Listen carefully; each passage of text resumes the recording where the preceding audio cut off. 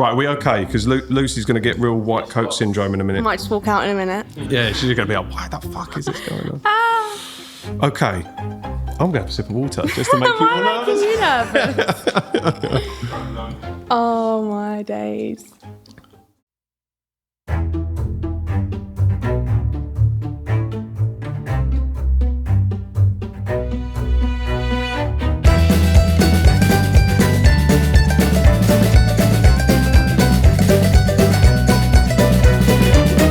Hello and welcome back to JobsWorth. This week's guest is Lucy O'Brien, who is the founder of Social It. And I have to warn you, if you are above the age of, I would say, 35, this episode might make you feel old. Lucy is just 23, and in 2 years she has built a very successful business in an ultra-competitive space. There are a lot of people working in and around social media at the moment, and Lucy has taken her passion for storytelling and harnessed that in a way that helps promote the brands and companies and business founders that she works with. And she's built an incredible community around Social It. She's also recently moved into a stunningly beautiful studio space in Lee, and she was kind enough to invite us there to film this episode. So if you're watching on YouTube, you'll get a chance to see that. We do talk about, as we do with most guests, school and education. In Lucy's case, that was private education and boarding school, and how that shaped her going through these real kind of transition years, teenage years, where you're finding out who you are in the first place, but doing that in an environment where, as Lucy puts it, she just didn't want to be in. So how that helped shape her work ethic and how some of the lessons she learned back then have come into practice now. So I really hope you enjoyed this episode. As always, if you've got comments or feedback, please get involved wherever you're listening. We take a break for a couple of weeks after this one, so we'll be back at some point in September with some new episodes. And in the meantime, I don't know what to say. Have a good few weeks. I'll see you soon. Bye. Lucy, are you ready? I'm ready. You ready? I'm Cool. ready, yeah. Okay, so we're going to start with the opening question. Okay. First off, thank you for inviting us into You're your welcome. incredibly beautiful studio. You're welcome. I think me and the guys are just super impressed, and it is a beautiful space. Thank you. If you're watching on YouTube, you might be able to see the space we're in, but thank you for inviting us. Thank you for having me. Here. So we're going to start with the opening question. Yeah. When you were younger, what did you want to be when you grew up? I had no idea what I wanted Good. to I be. love it when people are honest Yeah. about it. I feel like I could have maybe sat here and tried to think of something to be aligned with what I do now, Yeah. but I genuinely had no idea. Okay. From being young, I was always very creative in the way that I'd always do my bedroom a different way. My mum would come upstairs and I'd rearrange my whole bedroom. But there was nothing ever that I thought, I want to be that. Ever. So yeah, because the original reason I started asking that question at the beginning of the podcast was to see if there's a through line, and now it's just become, I'm completely curious if anyone else had something. Yeah. I'm like a magpie with it. I just want to pick the shiniest examples of what people thought, because I was the same. Like when my brother interviewed me for the podcast, he asked me that question, and I should have known it was coming, but I had to be honest and say I had no idea. Zero, nothing. Okay, well, thank you for being honest. Where did you grow up? I grew up in Leigh-on-Sea, Okay. but I went to a boarding school. Okay. So I went to Felsted, which was just outside of Chelmsford. But I spent a lot of time in Lee. I went to quite a few different schools. I went to like 5 different schools. Okay. So I started at North Street. Yeah. And then... Literally, you could throw a stone. Yeah, at throw North a Street like that. stone Don't and do then that. head along the seafront. Yeah. And then caught Thorpe Pool, was at Thorpe Pool, really struggled academically. Right. Was awful at maths, English, science. And these are the environments where you're going to be pushed to do those Yeah. academic subjects. And pretty much every subject I just couldn't do. To the point where my parents would come to parents' evening and my dad was in the city and has done really well in maths and as a broker. And his mindset was, well, that you have to be good at maths and you have to be academic. And I just wasn't. Yeah. So when I was at Thorpe Pool, I had a lovely summer with friends. And then my mum and dad said just before term started that we wanted to take you to a boarding school. And I remember being like, what? I was such a home bird. Yeah. And that I was going to a new school. So I went to see the school, and it was literally like Hogwarts. I remember turning up and being like, where am I? Mum, absolutely not. I cannot stay here. And I had to pass a test to get into the school. How did you go about that? And I'm imagining it's an academic test. Yeah. Okay. So it was an academic test, and year 8 was still classed as lower school. So senior school was year 9. And I had to do this test and obviously failed. And my dad, being my dad, tried to push on the fact that, well, can she just have a place? Can she? And the headmistress was literally like, no. So, well, what can she do? And the whole 6-week summer holidays, I had to go up to Felsted every day, which is about a 45-minute drive from here. I'm trying to think. I've heard of Felsted. Is it like Dunmow way? Like that kind of neck of the woods? Okay, right. So, had to drive up there every day and do maths with one of the oldest maths teachers at the school. Right. That literally. Sounds shit. Yeah, and it was. Especially when you're not academic. Yeah. But what was actually so amazing about it was the oldest teacher at the school, and she was also a hockey teacher called Mrs. Hancock. And she really made me understand maths. Okay. And I'd never had that before. But the way she taught me just clicked. So I had to go every 6 weeks, and toward the end, she'd let me come a day, miss a day, come a day. But she was so strict and so good, and it was just me and her in a classroom, and I think it must have been about 2-3 hours a day. But you can imagine all your friends in summer holidays are having a great time, and I'm being sent to go and do maths every day. I'm trying to put myself in your shoes as someone that has already, let's say, most subjects you're going to do at school are academic, aren't they? So you're not going to find much enjoyment when you're struggling with those. No. You're then being told you need to go to boarding school when you don't want to. You've got your friends at Thorpe Hall that you're being told you have to leave. Yeah. And then you're being told that every day during the summer holidays, every day, you're going to go and do maths. Yeah. To then get into this school that at the time you didn't necessarily want to go to. But it sounds like there was a shift when you got maths. Yeah. So what was the mindset shift? Did you then feel, actually, there's a benefit in me doing this? Yeah, I think it was something that I struggled so much with. And when I finally started to understand things, it was like, wow, oh my God, I'm getting this, which felt amazing. Like matrix code all kind of lining I was up like, in it. Yeah. Is this what it feels like to understand maths? Yeah. Tell me. Yeah, I still don't get maths. Yeah. But even now, I mean, it's gone backwards. But so then I did the test at the end of the 6 weeks, and I passed. And it was like this massive moment where I was like, you can actually do something that was really difficult and pass and get through. And then I started this school. So I remember on a Sunday evening, packing up from home, my mum had gone and bought me all my uniform. I had a trunk. It was a Sunday evening. It sounds so Harry Potter, doesn't it? It was. Really it's giving Harry Potter. Definitely. And so I had a trunk, school uniform, Sunday evening. So you'd go to school on the Sunday night, and you had Saturday schools too. So it was 6 days a week. And I'd gone from being at home every night with my mum and then having to go to school. Anyway, so got my school uniform, got my trunk, got there on a Sunday evening. I turned up, everyone's in home clothes. I'm in my school uniform. First moment I'm thinking, oh my goodness, I've got little kickers on. Way to fit in. Yeah, way to fit in. Got these big kickers on. No one there had kickers on. Everyone's in loafers. I'm thinking, I am so out of place right now. And then that was it. I got left there and spent 6 nights there and had to just fall straight into being in this complete new environment. And all the kids had been there since maybe year 2, year 3, and started boarding in year 5. Yeah. And how old were you going into this? I was 13. Okay. 12, 13, yeah. Right, yeah. That's a time of real transition and change anyway in anyone's life, isn't it? Then chuck a completely new school and being away from home into the mix. That's quite a big thing to go through. Yeah, it was. And I really struggled at the beginning, just missed home, wanted to be at home, couldn't understand why I was there. And my grandparents would always say to me, oh, this is such an amazing opportunity, like soak it up. I just couldn't ever really get to grips with that. And then things started to change. You start to make really good friends. And I did start to enjoy it. I always kind of missed home. And it was only not until I left that I then realised, wow, what a great opportunity that was. Because it was an international school. So you had children from Russia, China, everywhere. We even had a girl from Kenya come and stay who had lived in a really underprivileged background. She'd been gifted this school for a term or whatnot. Yeah, amazing, yeah. And things like that, just there were some really incredible moments that maybe I wouldn't have got if I stayed at other schools. Yeah, I spoke to a previous guest, Gemma from Other Kids, about her experience, and it wasn't an international school per se, but there was a lot of people from different backgrounds and cultures that went to school with her. And I think that's a really important experience to have, especially as a teenager, because it makes you, I don't know, it just gives you an opportunity, especially as you get older, to feel like you can integrate into those environments a lot easier. Whereas my experience, there was maybe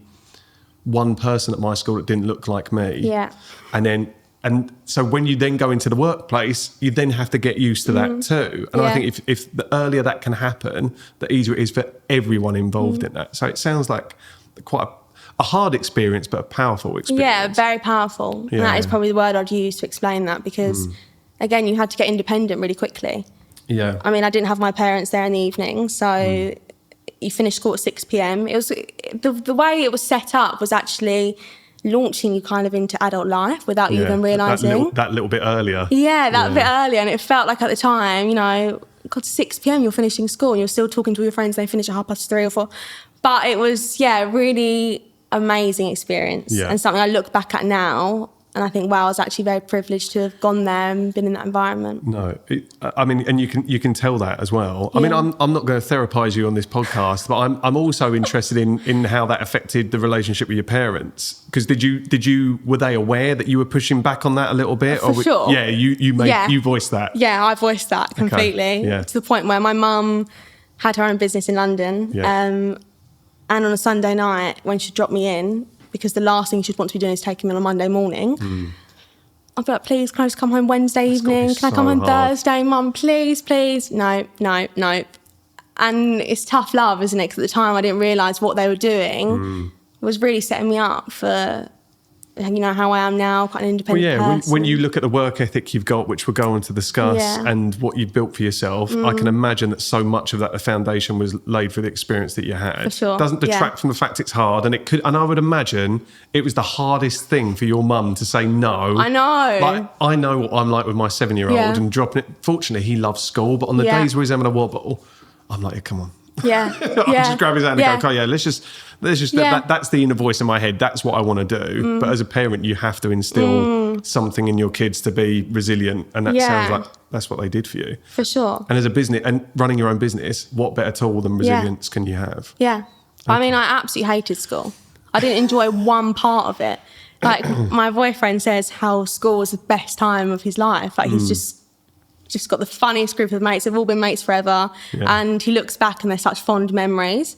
And although I had so many friends and I always kind of fell into these popular groups out of default just because I got on really well with people. Yeah. I loved that side of it, but I hated school. Wasn't the lessons, yeah. And now I'm thinking about Charlie Davies, who runs Do It Like a Mother. She came on and she was saying she was a bookworm. She loved school. See? Absolutely loved school. So yeah, it's horses for courses, isn't it? You're going to get different environments where yeah, exactly. You can appreciate it, and at the same time, that not having been your experience. Yeah.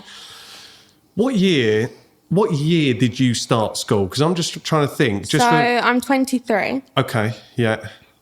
What year did I start school? So I'm trying to the reason I'm trying to do this is reverse engineer when Instagram was actually came out in relation to when you were at school. Instagram must have came out, or when I had an account. It must have been when I was around,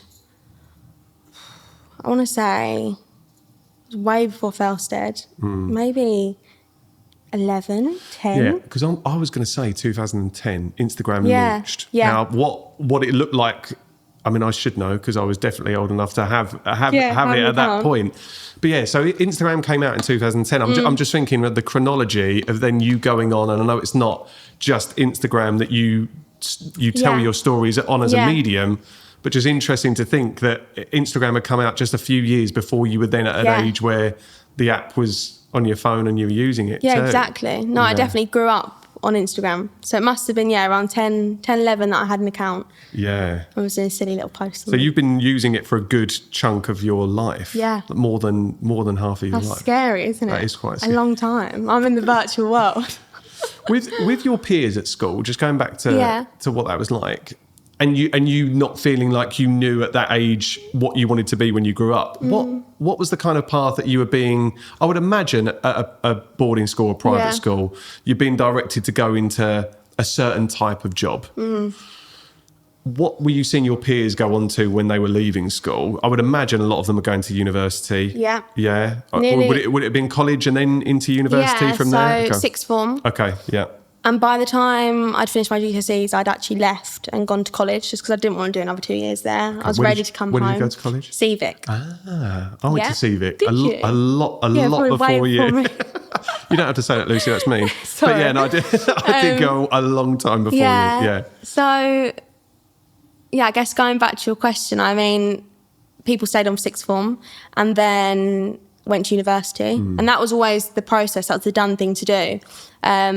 So there was obviously pressures for me to stay on, do my A levels. But again, where I'd not done very well in my GCSEs. What's the motivation to stay? What am I going to do? There wasn't really anything creative. You could do art. I was shit at art. Yeah. I wasn't even good at art. And I feel like if you're creative, you're good at art or you're good at DT. Isn't that interesting though? Because I bet have you changed your opinion on that now? Because just to go back to that statement, if you're creative, you're good at art. Do you still believe that? No. There you go. Good. No, Okay. for sure. Nice, No, definitely not. But at the time, you think, well, your parents telling you, well, you might, my mum, for example, my mum's always been very supportive of anything I do, but she'd be like, well, you're just creative. You know, you might not be academic. And then you've got my dad, maths tutors, science tutors, everything, trying to make Force sure. yourself to be academic. And I'm like, Dad, that's not going to happen. I'm really sorry. But my results kind of tell you that no matter what you've done, which I'm so grateful for, and it's given me so many other tools, it didn't lead to where you want me to be. Yeah, I think you can derive a lot of really important lessons and a lot of really important experiences you've had, but maybe, coming out with, you know, A stars at GCSE or what would it have even been A stars? I mean, it was actually numbers when I left school. Guys, I feel really old. Yeah, it was 1 to 9. So I think 1 a 4, to 9. Okay, 4 was a pass. Right, okay. So on the paper, I'm hoping I've got a 4. Yeah. And I mean, I did fail maths like 4 or 5 times. So that came with me to Civic. Okay, yeah, got you. So what did you do at Civic? So you've left. So I've left Boarding school now, and now you've gone to Civic. What was that like? Was it a strange transition? A real shift, yeah. Okay, right. A real shift, and not a bad shift.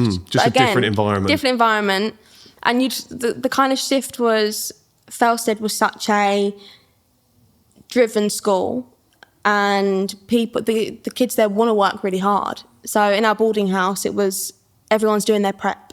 Homework was called prep till 9 p.m. And then you've got snack, then you've got bed. And it was that really, you know, in the evenings you're revising. Hated revision, hated all of that. So it was very strict. So then coming out from being in that sort of environment where people actually want to learn and they want to do well, to then going to Civic was just different. And I mean, I think maybe the shift that I found difficult was I was in a class where maybe people weren't that motivated to be there. A bit like me, I didn't want to be there. But I really felt that and I really absorbed that to the point where I went there to do media studies because I hadn't got the grades to do A-level, so I had to do a BTEC. Right. So yeah, I went to do media studies. Didn't even know if I wanted to do that or what that entailed, but I thought... And I remember my auntie saying to me, when she said, what are you doing for your subjects now? And I said, media. And she said, those that can't do media. And that has always stuck with me. I remember she'd feel terrible that has stayed with me, but... Yeah. I remember all these little things and it's kind of like I never knew I wanted to do. So I went to Civic, did media, dropped out. I was living with my dad's at the time. My mum had moved to Australia. Yeah. So I dropped out and my dad didn't know. And I was just skiving. So Dad was up at 4 a.m, going into the city, coming home. Have you had a good day at college? I just could not tell him. Mum knew, grandparents knew. My dad was very strict. So he just, I couldn't tell him. I couldn't communicate that I'd left, but I just could not bear it. And I thought, there must be more that I can be doing right now than sitting in a class where people don't want to be here. I don't want to be here. Maybe the teachers don't really want to be teaching the class right now. Yeah. And I just I didn't feel inspired at all. I'll share my experience of Civic, albeit I went a lot, as we've already said, I went a lot earlier than you. I went into college having got decent GCSEs, but still with no direction. So I got there doing the courses that I picked because they would have done things. So that was what you would do. So if you got an A star in English, you'd go off and do English literature, which is the one class that I actually really enjoyed. Nice. And everything else, I was just doing because that was the box checking exercise. And when you say about the teachers, to be a teacher, I think you have to be superhuman. To be a college teacher, to be sat in front of a class of people that are just looking at you going, I just want you to shut up and go away. Or I really wish you were sick today so I don't have to sit through this. Plus you've got much more freedom at Civic or a college, because you've gone from a very, you were saying, revision, snack, bed. Yeah. Like that is no phones. Yeah, it's such a prescribed way of living. You go to college, you're just given freedom. Yeah. And they're like, if you don't want to come to class, don't come to class. Just don't expect to be here. Yeah. That's a very different environment to be in. And it isn't inspiring, especially if you've not got a real clear North Star to try and chase. And like that point, you don't have to be here. I soaked that up. And I think if you didn't have to be here, well, you might get a black mark. I can't think what it was. But I just, I thought, well, actually, you don't want me here. I don't need to be here. And I don't want to be here. So I dropped out. And then my dad had found out. So this was like, oh, tell me how that went. Here we go. Yeah. So my boyfriend at the time, he'd come home from work and he was starting to sniff around, get suspicion. Had I been going? And he'd asked my boyfriend at the time, and obviously can't really lie to your girlfriend's parent, can you? It's pretty tough. Yeah. Pretty tough. So I remember just looking at him thinking, please don't say it, don't say it, don't say it. And he was really calm about it. I thought, that's even worse. Like, I'd rather you just scream at me right now. And the next day, he took the day off work, taking me back to Civic, and they wouldn't let me back in. They said she's unrolled herself from the course. We can't, protocol. And my dad literally pleaded with the head of the year, whatever it was, to please just give her back a space, please, please, please. And the guy actually said, if it wasn't for your dad begging, we wouldn't be letting you back in. Right. So at this point I thought, oh God, I've got to be back and I've got to actually just give it a go. So I did then think, okay, my dad's on something, respect this situation. I've got a year left. Just get through it. And to be fair, I did learn a few little bits and bobs that I've now taken into what I do now. But yeah, when I finished Civic, that was the best day ever. Because education was done. Yeah, it doesn't feel like education vibed with you whatsoever. No, there's no love lost between you and your experience of going to school and going to college. But I made the best friends and had the greatest times. Yeah. Like the stories I've carried from, being in a dorm full of 6 girls when you've got a really strict matron. There's and the things you get up to. There's a book or a film in there somewhere. Yeah. And like, what can you get away with? Can you sneak out? All this stuff. And it was great fun. And that was the fun I loved and the people. But other than that, when school, college, everything was finished, I thought, oh my God, I've got freedom. Was there a point during any of this experience where you could ever imagine you were going to go on to do what you now do for a living? No, never. So now bridge that gap for me, if that's okay. Take me to the point where you decide that social lit is going to be a thing. So I'd left Civic, passed my driving test at 17. Again, that was another piece of freedom where I thought, great, I can do what I want now. I can kind of get myself from A to B.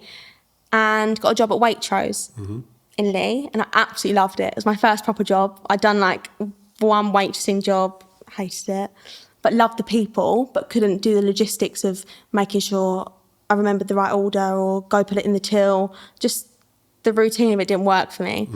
Started Waitrose, and again, trying to get into Waitrose is also really difficult. It's like a step-by-step interview process, call back, come in, do training, you might get the job, you might not. Anyway, got the job at Leon C Waitrose, and I just loved it. I absolutely loved it. I loved meeting new people every day. You get the regulars, you get the elderly that come in. And I actually worked during COVID. So it was a really fragile time where people come in, you could have like 20 people in a shop and everyone's got masks on. You've got to be pretty sensitive, haven't you, to people's situation and their vulnerabilities and how sensitive they are to that whole environment. Yeah. And I think I was there longer with a mask on than I was without. So that was really interesting. And then, I was on the tills, never did like any of the stock. But then I went on to the fish and meat counter. And again, loved it. I used to set up my fish counter, make it look all lovely. And although it was a shop sales assistant, I still made sure I did everything to my best ability. Yeah. So which is quite strange because the link between me not wanting to try at school, I don't know where the shift came from. Where I was then like... Going back to the lessons learned about work ethic, if you find something... And then also you're getting paid. Yeah. That's a shift, isn't it? Like you can see there's a tangible thing at the end of a day or end of a month where you're getting a paycheck. Yeah. It feels like there's something more tangible at stake. For sure. Than when you're at school, you're not aware of how that's going to impact you 10 years down the line, and not getting a certain qualification is going to stop you being able to get a job. But you are aware that if you fuck up at the fish counter or whatever you're doing in that environment, you're not going to get paid. So I do understand. Yeah.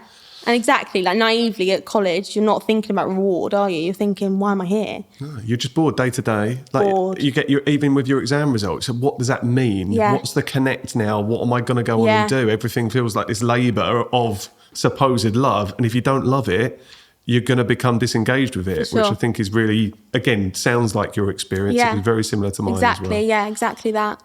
So I was on the meat and fish counter, absolutely loved it.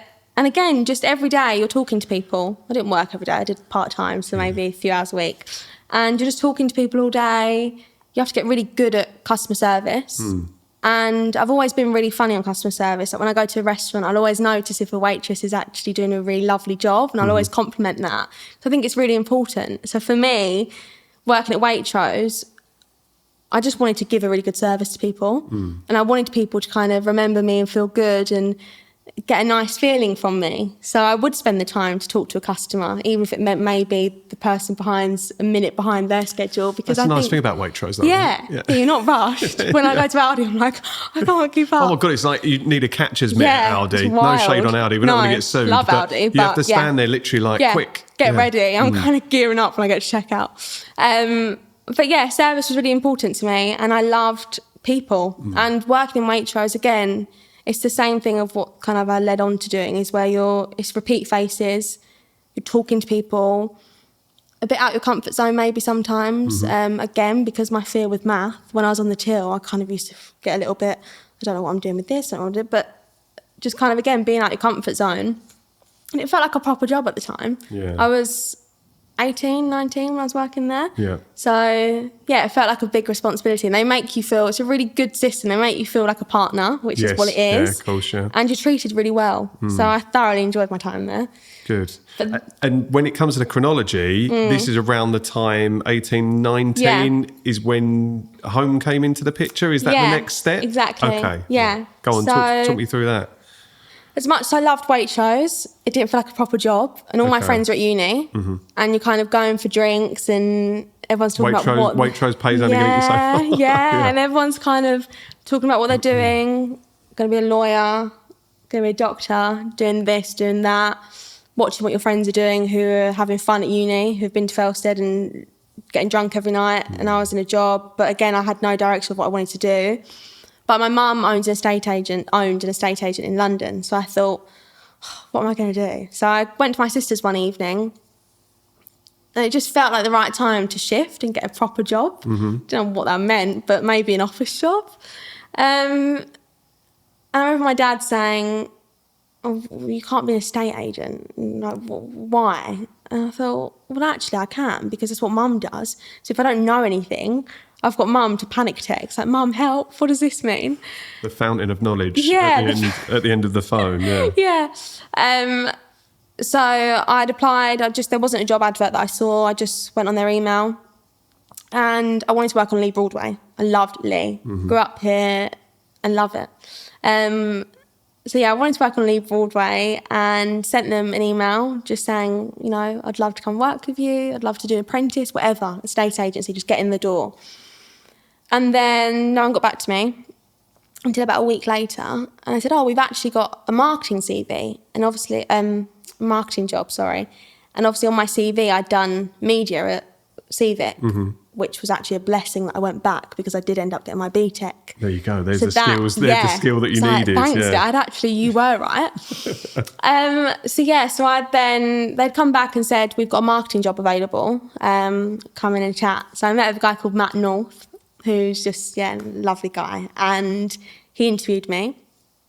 I remember before being like, I have no idea what I'm going to do, because there isn't a estate agent job up for offer. It's a media marketing job. And I thought, oh God, but I love social media. I love socials. That is what makes me actually happy. And my friends at the time would always be like, how do you make like your account look like that? Or how do you do that? How do you do this? And I'd set up like this page called Lucy's Lifestyle. And it was just clothes, skincare, cooking, just a bit of everything. And people kept commenting on that. And, you know, that's what I kind of went in with home. This is my experience. I've set up a little account that I love creating on. And before the meeting, I remember just going through Home's Instagram and just pulling it apart and sitting up in my bed, writing notes on what I'd do differently with no experience, just what I think it needs. And growing up in Lee and knowing quite a lot of people in Lee, and I'd already known a few of the shop owners maybe down the roads and just felt a real connection to Lee, that I thought, how hard can it be to bridge community with property? And the account, as it stood when I joined, had like 1,000 followers, and it was just property, pictures of houses. And I remember thinking, like, there must be more, because actually, although it's just property and that's what you're selling, there's so much more to a home than just a house. So that was my thought process when picking out ready for the interview for this job. And then I'd met up with Matt, gone for this job interview, and he kind of laid out the expectations of what they wanted, and, you know, talked about pay, what you're happy with. Had no idea. I'd gone from being at Waitrose, had no job off, like no comparison of what money I should be on. Right, got you. So went in really low, just like, yeah, this please, like, I just want to work here. And went through everything, got a really good vibe with Matt, and that was it. So the interview had finished. And then 2 weeks later, still hadn't heard anything. In my opinion, it'd gone really well. So I thought, why haven't I heard anything? So I emailed them again and I just, hey guys, just following up. Like, is there any, you know, am I going to get the job, or what's going on? Me. Yeah. And then Matt had booked me in to meet with Tony. So Tony Kelly is who owns Home. Okay. And I booked him for this meeting about 2 weeks later. And I remember walking into the back office where Tony's office was, called the Hub, and sitting down and waiting like 10 minutes. He was sat right in my eye line waiting like 10 minutes for him to come over. And he finally came over. And the first thing he said to me was, look, I'm going to be really honest with you. I don't think you've got behind you what I want done. I remember thinking, whoa, okay. It's quite forthright, isn't it? This is not going in the direction I thought it was going to go in. Yeah. And all of a sudden, this thing just came over me where I thought, this is my moment to actually say to you, I'm exactly what you need, and you don't know that yet. Because again, this was so new to them. They'd never had someone do their social media. And it was at the time where property in the area, no one was really pushing that on socials. It wasn't really a thing. And yeah, so he said that to me, and I remember thinking, wow, this is, just going down a complete different route. And I just sat there and really sold myself and actually said, this is what I want to do for you. This is how I think I can do it. And within about 20 minutes, he'd offered me the job. And he was just, in his words, blown away by how the interview went. He'd never actually offered a job someone there, like offered the job on the spot. And I'd completely winged it. I had no idea what I was doing. I had no experience, but I just really knew that I could transform this page and I could make something really different. And that's always kind of, even now, what my kind of lane is. I just want things to be different. And I'm not like that person that's kind of gone down this route of going into media knowing that I want to do social media. So like when I started at Home and got the job, it was all so new. They didn't know what they were doing. They didn't really have a job role for me. I kind of had to create my own role and make myself busy before I then started going out to filming houses, and really focus on community. So yeah, I had to make time for myself in the workplace. Everyone's doing a different job, which actually really worked in my favour. So because everyone was an estate agent and I wasn't, I really went under Tony's wing, and he really took me under his wing, and he kind of just mentored me and taught me everything. And the way he's built Home is just done with such attention to detail. And I just almost got launched into branding, marketing.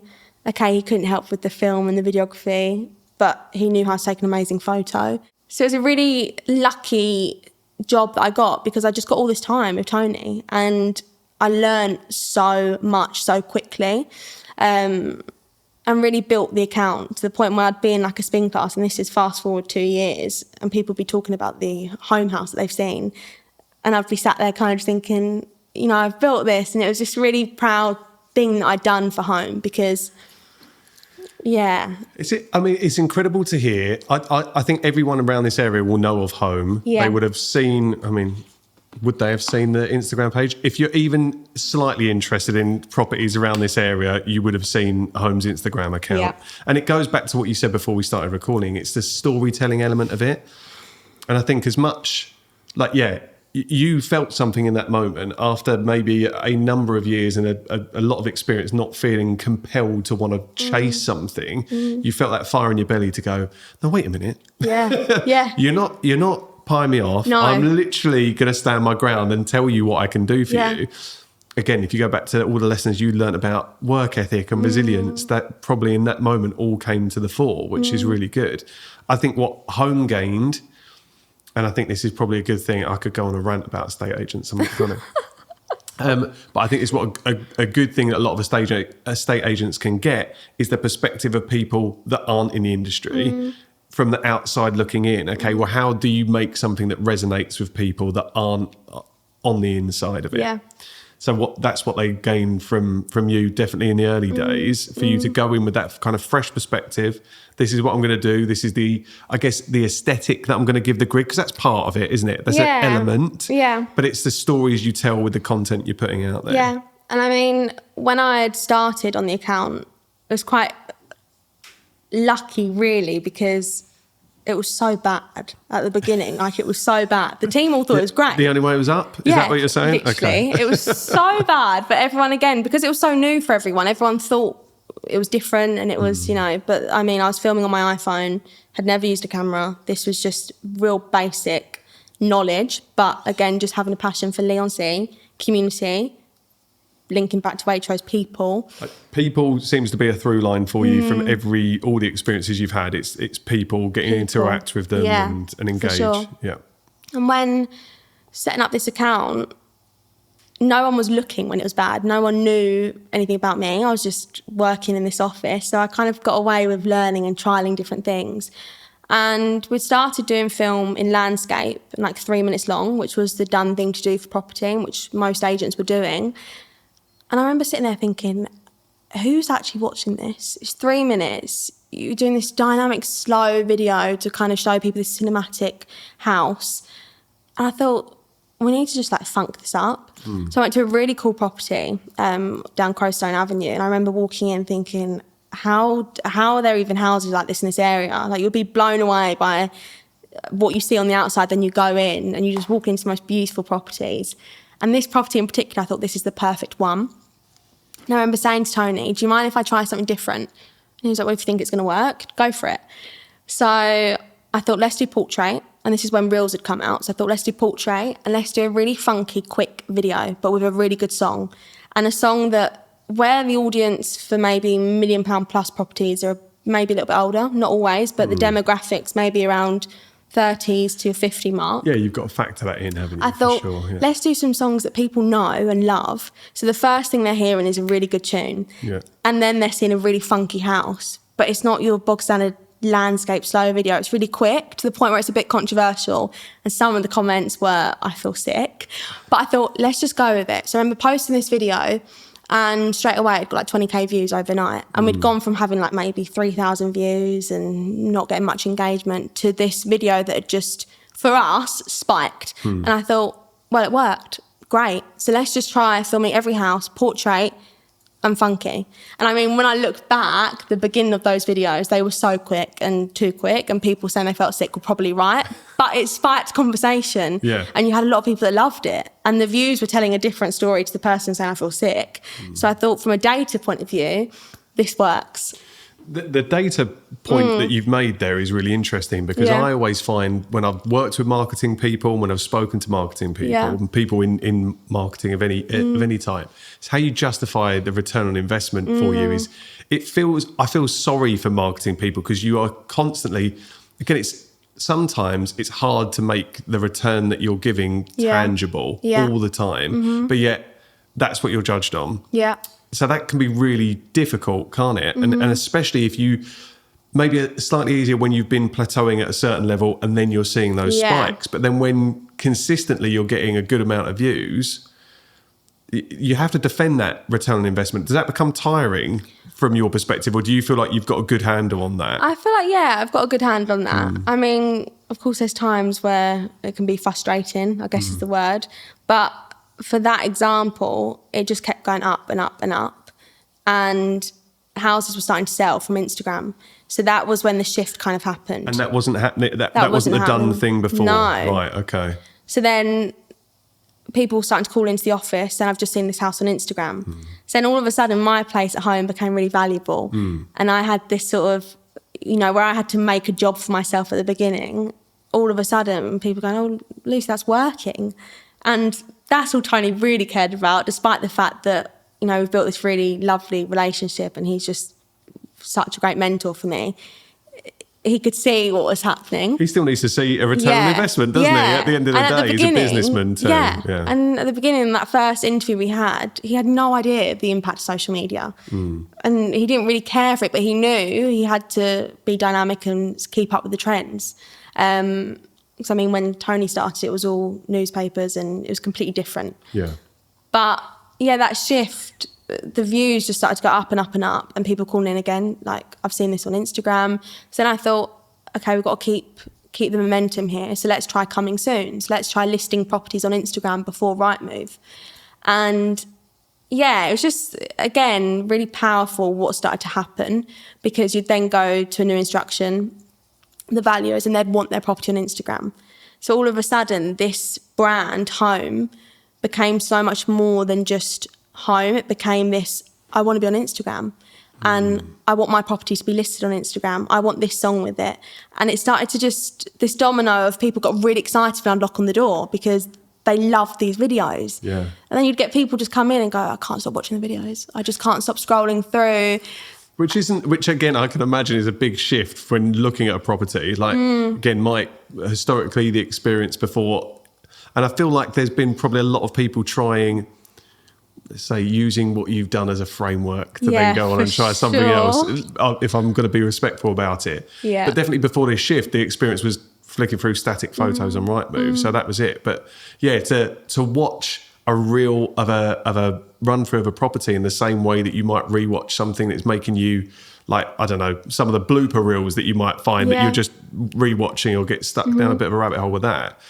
I think that's a huge thing. And obviously, if you're running an estate agent, you can then see the return on investment, especially when those inquiries lead to sales on the back of it. Yeah, no, it felt, and it made me feel really good, because I thought, hold on a minute, I had no experience. I wasn't coming in as, you know, I'm a social media manager and this is what I do. I came in saying, I want to be this for this company. I don't know what I'm doing, but can you give me a shot? And then when it started to pay off, I thought, oh, God, it was worth it, because actually I did know what I was doing. I knew how I wanted it to look. And that goes back, I've always known what I want, and I've always been quite headstrong in that, in a nice way, but I know how I want something to look. So yeah, I got really obsessive with how I'd film and edit, because I'm editing to the beat of a song. So all these little things that people don't even notice is, in my opinion, why the videos go so viral. And some of them, I mean, getting over 1 million views. It's just now, from that little spike of 20K to over 1 million views, you think that shift's actually been quite a lovely journey to watch. And you mentioned about people maybe trying to use the style or the template, as I'd say. And that at the time, again, can be quite disheartening, because although it was quite a big shift for me, I was like, I'd really come up with something new. Yeah, you've got no way to sort of patent that, have you, at all? How can you can't lock that in. But then, and I mean, it's a compliment really that people like to then use that style. It is, but it's annoying as well. It's annoying, yeah. It's okay, for sure. It's okay to say that. It's really annoying. But you can definitely see, especially locally, this trend has started to come of very, let's just say, similar style videos. Yeah, just find your own bloody idea. Yeah, I know. But it's some similar stuff. Yeah. But is it fair to say then that Home became your proving ground, and definitely now you've got this, I mentioned fire in your belly, you've now got a direction, you're now like, this is where I'm supposed to be, you sort of sunk your teeth into something, and this is where the start of this kind of love of what you were doing and real direction came from. I mean, throughout my time at Home, I was fully employed for, I want to say maybe 3 years, two and a bit years. So I actually started there 5 years ago. And amongst coming up with like new ideas to make the account go viral, I really homed in on community. So I would go and just talk to people on Lee Broadway and go into shops and introduce myself and collaborate and, you know, come up with ways that, okay, this is property, but how can we bring your business into this and share what you do? So in that, I built up a lot of connections. And also, every door you knock on, you don't know who's behind the door. You don't know what business they've got. So you're meeting so many people. And I mean, some days I'd go to 6 properties, and obviously that in a week and a month, you're meeting a lot of new faces. And if they like your work, I'm talking to them through WhatsApp. They're having my number. We're connecting with their property video.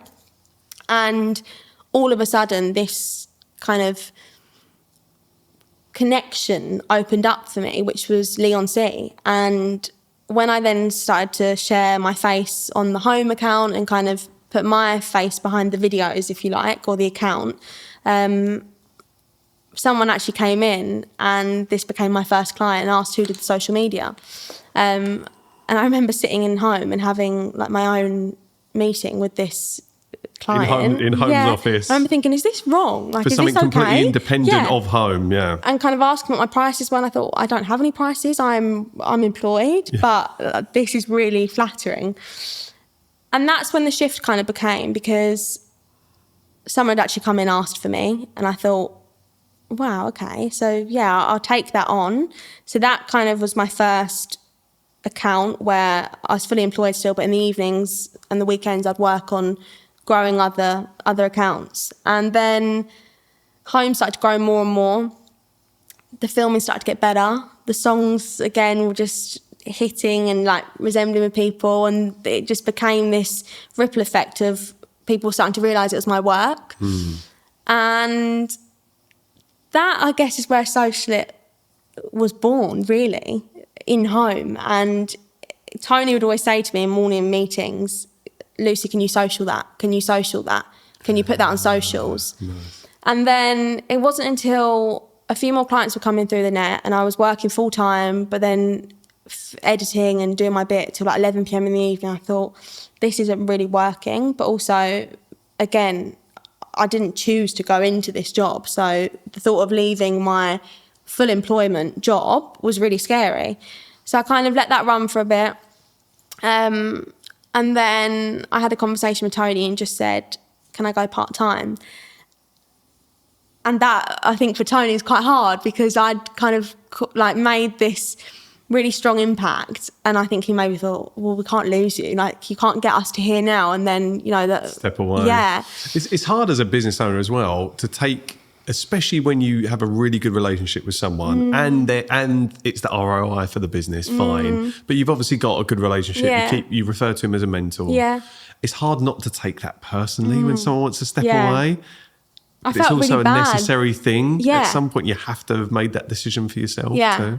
I remember feeling really nervous to tell him because I thought... Because you care. I know it's going to... Yeah. I know that that's probably going to affect you and you don't want to hear that. But he also knew that my direction was changing. And I think he saw that in me, maybe from even the first interview. Yeah. You know, that I did have this fire in my belly, that I didn't know what it was, but I knew that I wanted to make things different and make things look really good. So I had that chat about going part-time. That happened. Then I was doing 3 days a week on Socialite, 2 days a week in the office, other way around, 2 days home and then, And clients would then say, Luce, can we have a meeting on a Monday? And I'd be like, oh, I can't, I'm in the office, you know, I still work for Home.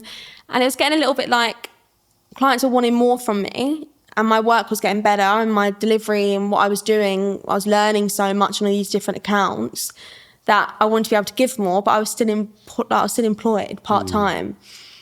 So then I had the chat about, we can make this work in a different way. Like, I don't need to be sat here 5 days a week in the office and I can still give you the same level of service, but in a different way. And to be fair to Tony, he's been so receptive to it all and we now work the exact same way we did, but it's allowed me to just grow. And it's been, just a whirlwind since then. Isn't that absolutely mad though? You've come, and I'm just going back to the earlier part of your story where you were at school, have no direction. You're at college, you wanted to leave, didn't tell your dad you'd left. You've gone back to college, You've got that qualification, which again, at the time you didn't really know what you're going to do with. No. That has helped kind of, become that segue into, or that entry point into home. Yeah. And it's led you to where you are now. But even having the confidence or the thought process to think, I'm not just going to leave home. There has to be a way that I can work this that's mutually beneficial for both of us, but then that can give you a good foundation, because I guess the transition to leave and start Social It without something there is going to be really hard. It's going to knock your confidence. Like, where is this work coming from? Where's the pipeline? To have stepped away with a completely barren landscape is going to be a very different proposition than having a client or a few clients that act as the kind of bedrock of what you're building. Yeah. It's amazing to think that that's the kind of journey you've been on. Yeah. And we're what, 2 years in now? Coming up to 2 years. Coming up to 2 years. When did you move into the studio that we're So the studio was about 4 months ago. So again, that's fairly new. Yeah, wow. And was that always something that you saw after making that move away from home? No? No. Right. So where were you working before? You were going to client sites? So in the offices? meantime, so I'd obviously gone part-time at home and I was starting to create more business. And I've never pushed or advertised for new business. So it's all come from word of mouth or through Instagram. It's a great thing about Lee, but obviously the quality of your work you're doing too. But when you talk about community, if you can tap into that, it's so supportive around here. And word of mouth is, I think, when we talk about it, everyone talks, that's the ideal way to win work. But in Lee, if you're putting something out into the world that's really good and the quality is high and you're a good person to work with, it spreads like wildfire, doesn't it? Exactly. And to me, I guess where it wasn't what I'd chosen to do, I kind of couldn't ignore it when all these inquiries kept coming in. It found you. Yeah, I thought, hold on a minute, actually, this is what, and then the money comes with it as well. And you think, wow, like this is actually what my career is going to be, because people aren't turning away either. They're staying with me, and I'm building like really strong friendships as well with these clients. So it's becoming like more than just, I'm giving you a service and we're doing filming and I'm editing and we're growing your accounts. We're actually like chatting in the evening, we're WhatsApping, we're, some clients say, should we have a drink on a Friday afternoon? And it's become so much more than that, which again goes back to people and just, and it's so true. It's people, because to me, it's like, I sometimes I think because I've taught myself this job, when things get a bit technical and like all these words come out and all, I think, God, that's so not what I do. It is what I do, but the way I see that is so different, because actually it's just connecting with people and providing them with a service to share their business and to bring that alive through film. And when it gets a bit, I hear so many people struggling with, but Luce, how do I do this? How do I do that? And it really isn't complicated. But I feel like on social media, it gets so complicated, the way people word things. And I'm in it. This is what I do every day, sometimes 7 days a week, because it's so busy. And I don't use these words. I don't do these. And I think it doesn't need to be all about like a really strong strategy and all this. It's actually just really chilled. When you like step back and realise what you want to put out there and what you want to achieve, you just need someone to be able to tell your story in the right way.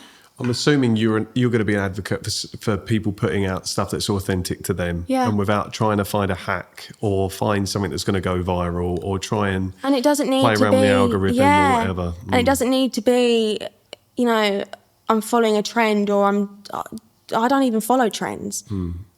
That's not what I do, because actually, if your content's good, that is your strategy.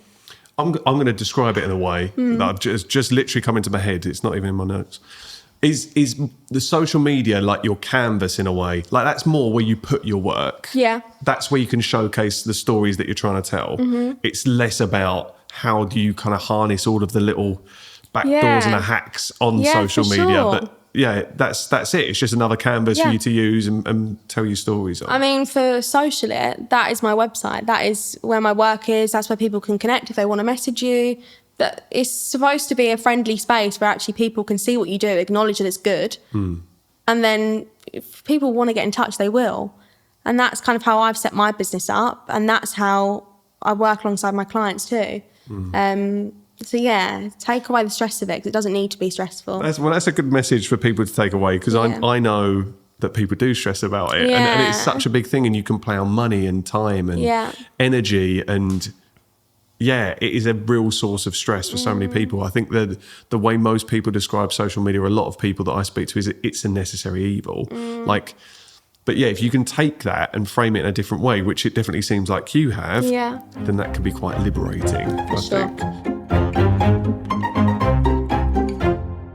How proud are you of the fact that we are sat here recording a podcast in the studio? Less about the podcast, more about the fact that you've got a studio.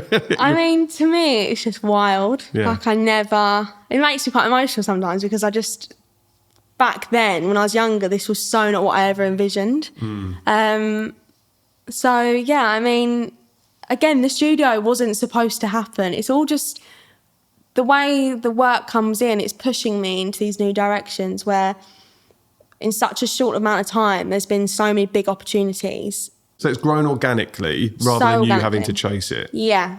And yes, I feel very proud, and I feel very excited, and I get that same feeling of when I walked into that office with Tony in that interview, that it all just feels a bit surreal. Do you think at some point you're going to have to work on strategy? I mean, I do. I do work on strategy, but my interpretation of strategy is, for example, every new client that I work with, we'll sit down for 2 hours pre any filming date, and we'll go through everything with their business, how it started, about them, a bit like this, to be honest. It will literally be a 2-hour conversation where it turns into a bit of therapy. It just goes through all different layers. A fact-finding mission. Yeah. Wait, I'm going to reframe the question, because it's really interesting to hear about your take on strategy with your clients. I mean, for you. For me, we're talking about organic growth, which is inbound inquiries, saying yes to stuff. Yes. And that's great. But at some point, are you going to need to focus on your own strategy moving forward? I'm sure you've got a plan. Yeah. But in terms of where Socialet's going? Yeah. I mean, looking back, like over the year and a half that Socialete has been going, I've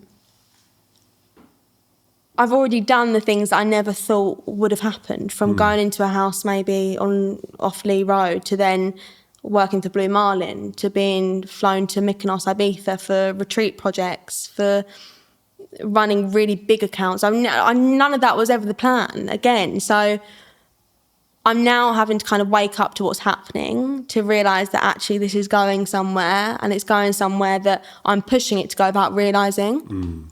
You're like manifesting it and without necessarily steering the ship. Yeah. I'm not, I mean, I do have really big dreams though. I mean, I'm a bit of a dreamer. I dream of things, but so far those things that I once thought were so far away have actually really quickly become my reality. Don't you have to be a dreamer to be a storyteller as well, though? That's it. Because I work with 2 storytellers that are off camera now, and I know they're both dreamers, and I love that about them. I love that about creative people. Yeah. And let's go back to the point earlier when I kind of challenged, when you said I'm creative, I couldn't do art. Yeah. Well, I've had to learn myself. You don't have to do art to be creative. There are plenty of outlets to use that and be able to showcase what you can do creatively. So I've been running my business for 6 years and I still haven't got a strategy. No. My strategy is survival. Pay the bills and try not to hate work every day. Yeah. I'm now in a position where I can start saying no. That helps. Yeah, it definitely helps. But the whole podcast is about trying to inspire people to know that you don't have to hate your job. Yeah. There are things that you can do to affect change and get yourself out of any rut that you're feeling. But I ask about strategy because, from as you've said, it's been organic, but then it's the whole adage of working on the business, not in the business, and giving yourself a time to zoom out. But when you've got so many inbound inquiries coming through, it can be really difficult. It's hard to say no, for sure. And especially when you're building. Yeah, and at the beginning, I said yes to everything. Every job was a new experience, and where I'd come from filming on an iPhone, having no experience on a camera, to then buying a little camera, teach myself that, to then buying a bigger camera, I've kind of had to learn all these little experiences, and each account, regardless how small they may have been at the beginning to then the middle, they've all helped me to be able to now say no to things, but also to say yes to things that are maybe a bit too far out of my... It's your step up. It's your step up. But each time I'm like reaching a bit more. And it's that feeling of, like when I passed that maths exam, I was so thinking I couldn't do that, and I did it. We've all shared, anyone that works themselves has shared that experience of having to say yes to something that you are potentially shit scared of doing. Like this, as an example. Lots of guests that have come onto the podcast have said yes through gritted teeth. Yeah. And it has been like therapy trying to get them to say yes to it. And hopefully the experience actually, when it comes to it, isn't as horrendous as anyone thinks. But yeah, I think we've all experienced this kind of imposter syndrome that is prevalent, that when you say yes to something that you're maybe 70% there. Yeah, for sure. And you just need that nudge over the line. But we all need a proving ground. We all need to train at some point. We're all novices. But you said it in the episode that's aired today. Yeah. We're all novices at some point, and then you have to become competent and capable, and you do that through learning. And that's so true. I mean, even some of the bigger clients I work with, and we'll just have a real conversation, they're all winging it too. Like, they have no idea what they're doing either. Yeah. Which makes you feel better. It's quite refreshing, isn't it? Because it's like, well, actually, this can go anywhere you want it to go, because no one knows what they're doing really anyway. If we all just admitted that, though, I know, wouldn't it just be a really the front would all drop, refreshing, liberating world to live in? If we all just, none of us have a clue what we're doing, so let's just stop pretending. Let's stop pretending. So I think we all do a little bit. Well, we definitely do. Yeah, we want to have this facade of having our shit together. Yeah, but how many of us really do? Yeah. And if you do, like, what, you've completed it, haven't you, really? You've completed it. What else is there to learn? Yeah, exactly. Yeah. Just, be honest about it.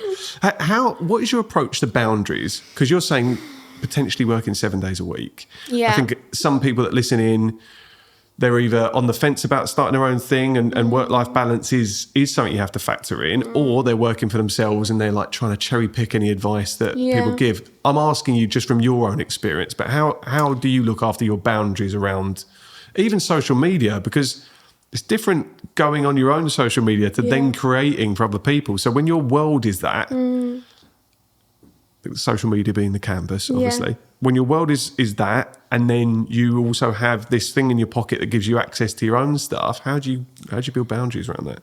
In my opinion, which is a bit controversial. I love a controversial opinion. I do think boundaries, that word, are almost impossible at the beginning of starting a business, because I've had to have no boundaries to be able to get to this point, because I've had to work really hard and actually put in hours that are uncomfortable, say no to things that I want to do at the weekend, because actually I've got deadlines, and if I don't meet those deadlines, those clients aren't going to enjoy my service, and then socially it isn't a thing anymore. So boundaries, I mean, I've had to implement them as the time's gone on, and my boyfriend's really good at checking in with me and being like, Luce, slow down. Don't say yes that week, put it on the next week. And that's come with time. That's also come with the studio. I've now got a place where I can really separate work and home life. You can close the door on something. I can close the door, because at the beginning, it was all on my kitchen table, and I was just sat there on my laptop. So when I'm sat on the sofa, I'm like itching to get back on my laptop. And also as well, because editing is such a big part of my job, if you're not feeling it, you're not going to make a good video, and you're not going to be able to make a clear story and make it make sense for the viewer. So you might be sat there in the evening and you're looking at your laptop and you're thinking, oh, I've got an idea. So that work balance break doesn't come in, and those boundaries aren't met. But also that was a really important part of my journey, because you've got to be a bit uncomfortable and you've got to hate it for a little bit and be like, why am I doing this? This is so scary. Because it kind of is. Yeah. I think you're right. I don't have much of an argument, to be honest with you. I speak to people a lot later on in my day-to-day job that have been working in companies for maybe a good chunk of time, where boundaries and that blur between work and life, just really, it's one and the same thing. And I think that can be a dangerous place to live for long periods of time. But definitely when you work for yourself, and definitely in the early days of starting something up, you have to say yes. You have to make yourself available. Yeah. And yeah, maybe that boundary or work-life balance conversation too early can actually hamper For sure. your growth. And the argument being, though, if you have boundaries, if you have balance from the start, you will go on longer term. There's longevity there that comes with looking after yourself and looking after your own well-being and your work-life balance. But in the moment, it's hard to see that. For sure. You can't zoom out enough at the point because you just want, I need to pay my mortgage. I need to pay the lease on a studio. I need to pay the suppliers that I'm working with, whatever. Yeah. I think it's almost superhuman if you can then zoom out and go, I'm going to finish at work at 5 today and not look at my phone for the next 3 hours. That's, I think it's that thing of, you have to just get used to being uncomfortable in the beginning. And it's not nice. I mean, no one wants to feel uncomfortable. But it's cliche, but it's so true. Without that, you don't grow. And I think being uncomfortable at the beginning allows you to be more comfortable as you grow, because actually you've done all that really hard work to recognise that you've got that in you and you have done that. But then also you can dig deep. But also as time goes on, you can kind of create your own little boundaries and your own bits of comfortable again, because you've got to a point where you've figured out the system of how things need to run. And you can sit back a little bit and go, I know how this works. Whereas a year ago, I'm figuring this all out. And I'm still figuring it out, obviously. But you've clued up. You're a bit more clued up anyway. Yeah. Well, you get some scars along the way, don't you? And you have less than ideal experiences that you can learn from. They inform and teach you to say no to opportunities where maybe you would have snapped someone's hand off before. But in the long term, maybe that's going to cause me too much stress, or maybe there's a particular type of person, a type of client that you don't want to work with through previous experience. All these things inform how you're going to shape the growth of a business and also your boundaries moving forward. But looking back, I mean, I had so many sleepless nights, like literally working through the night when I was building my business. And would I be where I am now if I hadn't done that? And if I had been so focused on boundaries and work-life balance, I don't know. No. So you're right. You're right to say it is a controversial opinion, but I also think it's a very fair point that you're making. And I mean, you want to look after yourself, right? And you want to, and I feel like there's a lot of education now online about wellness, burnout, electrolytes, because apparently they link to it all. Just keep seeing electrolytes everywhere. Electrolytes, But it's being realistic, isn't it, with what you want? And if you want something special and something that means a lot to you, well, unfortunately, that's going to be quite difficult to get to. Sacrifice is the word, isn't it? There you go. Yeah. You've got to sacrifice something to get where you want to go. Yeah. But be kind to yourself too. Oh, there's be kind to yourself. Drink 2 litres of water a day, sleep 8 hours a night, make sure you're eating 5 fruit and vegetables. 10,000 steps. 10,000 steps. But no, actually 20. Oh my God, yeah. Electrolytes. It's just craziness to think that we're all striving for this perfection all the time too, which again is something else we spoke about recently. But sacrifice. Nothing that's worth achieving is easy. No. So you have to do something. There's an awful cliche for you. I'm going to ask some questions that are slightly more geared towards social media now, because I do think maybe people that have come across this podcast or sought this podcast out are going to want some of your opinions on it. Yeah. We are going to end the podcast with a game, which is very social media heavy. But I think you've alluded to it earlier, because the question was, it's fairly standard question, I think, but when you're trying to stand out in what is a really competitive market, but I'm speaking about someone like yourself, so there is a lot of competition in the space that you're working in. If you are talking now to someone who is thinking about starting in a similar world to the one you're working in now, what advice would you give them coming into this space to try and stand out in a competitive market? I mean, I've just employed my first employee, Olivia. Oh, congratulations! That's a huge milestone as well. Another big step along with the studio. Scary. So similar timing. Scary, but also good time to answer that question, because I guess what I'm doing with Liv is teaching her how to follow what I'm building Socialite to be and how to be different. And it's a really hard question because it is such a crowded field, social media management and videography, and everyone's kind of maybe trying it or doing it. And to be different you've got to listen. You've got to really understand your client, because all the business is different in Lee. For example, Lee is the area we're in. And the more you listen, and that's why that beginning part to me when I'm meeting a new client and we sit down and we talk for hours, is you're kind of building your ammunition up. The whole time I'm meeting with someone, I'm note writing the whole time, because to me, when I'm then filming with them, that is the difference. Because, for example, Alchemy, who I recently just did some work with. I love Alchemy. Just the loveliest people. Can you introduce me to Alchemy? For sure. Yeah, thank you. I'd love to listen to one here. They're just brilliant. Yeah. But for example, with them, I mean, we've been doing some projects with them and working on telling their story. And the way they reached out was, their line was, we get so many people kind of asking to help us, but you never have. And we love your work.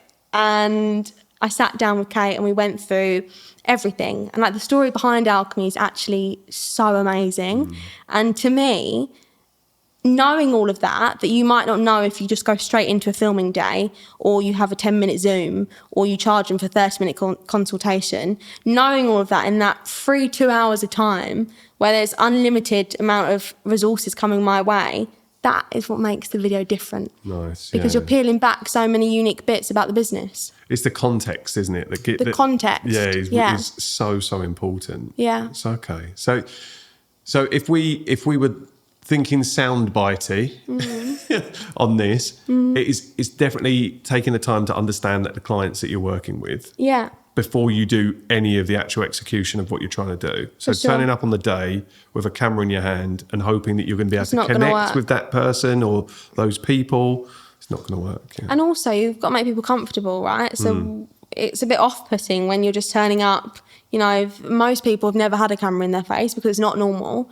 So my job is to make someone feel really calm and actually that this isn't a staged thing. We're just having a chat. You're talking to me behind the camera, but to make them feel at ease, and also, to really listen. Because I feel like not all, but some people don't have the ability to listen and really understand what they're trying to achieve out of a project. So listening is actually, that's it, listening. I could easily make a joke now to say, what did you say? But I didn't want to do that. But yeah, I do think listening, that is a dad joke, so I apologise. That is such an important quality, and I think that can differentiate you in any area that you work in, but it is a really important quality. I'm going to ask now about the increase in AI and how tempted you are to use AI tools to help doing what you do. Are you happily embracing this, or are you pushing back against these things? Great question. And I think I'd be silly not to embrace AI. Like, I don't want to be scared of it because it's a tool that's actually really useful. I mean, I feel like there's a lot of 50-50 opinions on AI, because maybe it is a little bit of fear that it implements on, is it going to take jobs, is it going to do this? But actually, if you can understand it and use it in a way that's going to enhance your business, why wouldn't you? So for me, I mean, I love ChatGPT, not for necessary captions or rewriting things, because I still think you need that element of it sounding like a human, but more for learning. And even there's some great tools like how you can turn statics into videos that look so real. And I think, again, if people aren't going to see the differences and it still looks like we've created it, why would you shy away from it when actually it can be really beneficial? It's an interesting point, isn't it? Because I'm going to combat that slightly. only in that, I think when we're talking about authenticity, I think about trust as well. Yeah. This is one of the big disconnects I have at the moment with social media or video. It used to be writing and now it's gone leached into video. Is that when you see a video, the lens you look at it through, the lens I look at a video through now is potentially, is that real? Yeah. And I think... But that's scary. That is scary. Yeah. And when you separate, that makes you mistrust it. And how can you connect with something that you've got even that question mark over? I want to watch a video. I think the best things on social media are when you used to be able to know, but let's say in a world where you can still know that you're watching a video that is made by a person and it lands with you, it resonates with you, it hits you in the chest, because a lot of them do. Yeah. I don't want to go into a world where the filter you have to look at it is, do I have to doubt that was made by a person? I'm not saying that's what you're talking about. I think there's so many AI tools that are just going to make life easier. And I speak to a lot of creatives and a graphic designer that came on the podcast a while back and said that the laborious stuff that takes you away, like, is just pouring time into doing menial stuff that no one really notices. I get that. But like, let's just say as an example, AI like avatars. Yeah. And there was, I can't remember the name of the handle, but the social media influencer that was pictured at Wimbledon, and there was outcry because there was pictures of her at Wimbledon, and it all came out that obviously she was an AI avatar. That is... Yeah, that's mad. That is mad, isn't it? And I mean, to that extent, I'd hope that doesn't happen because I wouldn't have a job. And I mean, the hours and hours it takes me to edit, you can't hide from that, because actually that's what makes our services bespoke. But I mean, with AI, I think if you're not learning and cluing yourself up on it, you are going to get left behind, because there's no denying that. I mean, we're seeing it now, right? You're never going to, like you said, and you're completely right, you're always going to want that human element and that connection, which is what social it's built upon. It's built on people and connecting. But from a business point of view, I do feel like we need to lean into it a little bit and understand it. It doesn't mean you need to use it, but understanding it a bit more, because in 2-3 years' time, if this tool can actually do things that are so powerful, are you going to get left behind if you're not learning or being open to it? It's a really good argument and a common one. When I say what because I am, it's the trust thing for me, and I get that, and that it potentially leads to less connection. And I think in a world where we're already feeling a lack of connection, we don't want more of that. No. So interesting, because I think anyone. But what are we going to do? I mean, it's Terminator, isn't it? What's That's literally happen? It. I know, it's petrifying. It's Rise the Machines. I don't know is the honest answer. I think answer. if you can use elements of AI to make sure that doesn't happen, is what I'm kind of trying to say. Like, for example, with a photo, like a live photo, you may be able to lengthen that real photo by 4 seconds.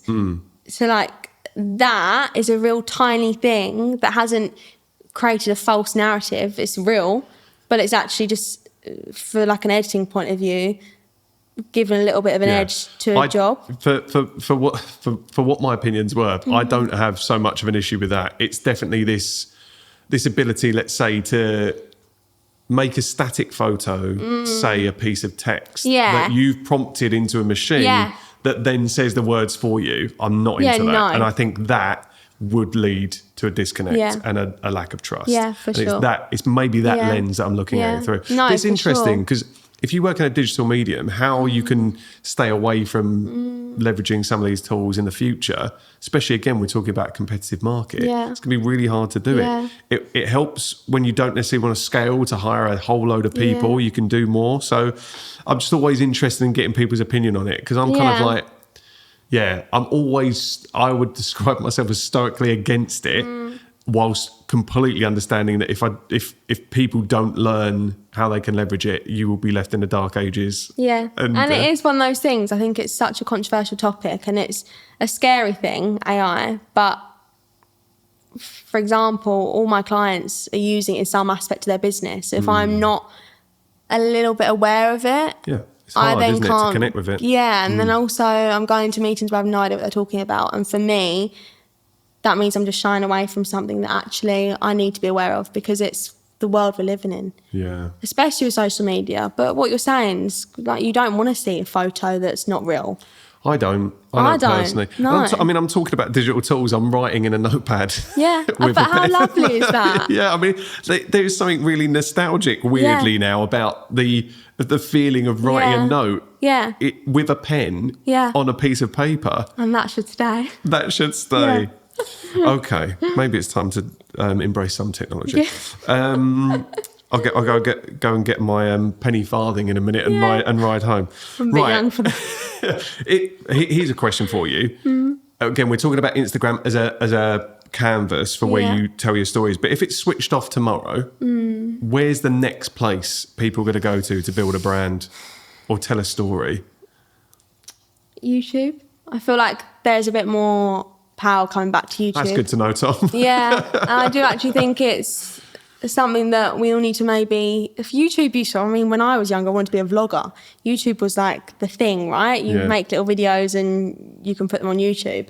But YouTube Shorts, I mean, I know a lot of people that just sit on YouTube Shorts and they don't go on Instagram, they don't go on TikTok, they don't go on Snapchat, which is coming back, Snapchat for some reason. Yeah. But yeah, I mean, I don't know, to be honest, because if Instagram shut tomorrow... this would be a real big problem for me. See, that is interesting Which is too, so isn't scary. it? Yeah, because we were talking about, I think Annie made the point from Other Letters, not Other Letters, Letters Be Together, sorry, that she has all her photos stored of all her work, but her the main place that people will find her is Instagram. But that is really rented space, isn't it, as well? It's just, I think it's important to say out loud sometimes, if that goes down, it's the same, my world is LinkedIn.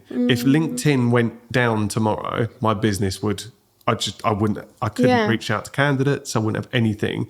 I've got a database of people, but LinkedIn is the place that I operate. I know. But it's not my space. No. We are hiring real estate off someone else. And that's wild. Yeah. Maybe we need to learn a hands-on... Maybe we need to use AI to create something else. I know. I don't know. No, I don't know because for me, I think Instagram is one of the most powerful platforms. It's got to be. So without it, I think a lot of businesses would really struggle. I know so many businesses that all they sell their product on is Instagram But YouTube is, I think, a good shout. YouTube in the UK, I think, has just been... It was a BBC... Well, there was a report that went out everywhere. It's the second most viewed platform. Yeah. And like second to the BBC of viewing anything now, which is crazy. Yeah. And I think it's more, long form and actually like that thing with trust. Well, if you're watching something for 20 minutes, you're learning a lot about a topic, or it's kind of a bit more of a focus platform, I'd say, where you switch on and you listen. And even if you put YouTube on, you're watching it. Yeah. Are you a fan of the school of YouTube? Did you YouTube stuff? So when we talk about, so did yeah. So again, I didn't know that phrase before. Tom, Rob, Luke, that came on all school of YouTube. I taught myself everything on YouTube. On YouTube, yeah. Brilliant. So the software I edit on, Premiere Pro, taught myself on YouTube, countless and countless of videos. Yeah. Camera, everything. So YouTube's been a blessing for me. Nice. But now you've got ChatGPT, this is the benefit that I was talking about. It can give you the answer on how to fix a setting on a camera in 2 seconds. That is a good point. Yeah. And look, I'm not a caveman. I do use ChatGPT from time to time, but I use it as a Google. It's basically a Google search, a Google on steroids. Yeah. Like, it will give you something so specific so much more quickly. Yeah. I just want to make that clear. I do use technology. All right, it's me again. We are currently set on 55 5-star Spotify reviews. If you, yes, I'm talking to you specifically, would be kind enough to make it 56, then I'd really appreciate it. It doesn't have to be on Spotify. You could jump on Apple Podcasts or wherever you're listening to this and give us a rating and review. And if you are watching on YouTube and you haven't subscribed yet, we are on a mission to try and get us to 100 subscribers. It may take months. But again, you, specifically you, making eye contact with me now, could help us do that. So it takes 15 seconds to do each of these things. That's 30 seconds of your day. And I can't give you anything. I just appreciate it. So anyway, I'll let you get back to the episode and I'll see you soon. We're going to play a game. Is that okay? Okay. This game is called True or False. Okay. Okay. So the first question, I'm going to ask you a question. Just give me a true or false. Mm-hmm. You have to post every day to grow. False. Okay. The algorithm punishes external links. False. Carousels are the best format for engagement.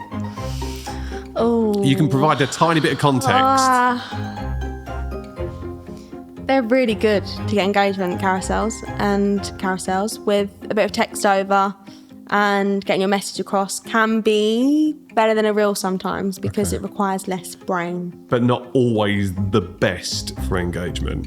Just no, a good way not always of the best, engagement. but a good way. So is that false? Maybe false. Say true, false. False.